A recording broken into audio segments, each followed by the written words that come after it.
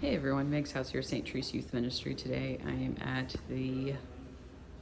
at St. Joe's Catholic Church in Bowling Green, Kentucky, and believe it or not, found a little St. Teresa following me along on my travel. There is this awesome statue of St. Teresa Lisieux that has been in this church since it was built in the mid 1900s.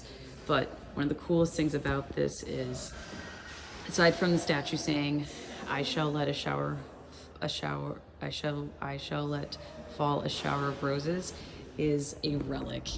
Right there, you will see that there is a relic of, and I believe it is a second or third degree relic. And if you're learning about relics, it's a really interesting thing, so I highly recommend that you guys check that out. But little St. Teresa, wherever I go, right? So I hope everyone's doing well. Remember that you are loved, appreciated, respected, and you are amazing. Hope everyone's doing well, and we'll talk with you later.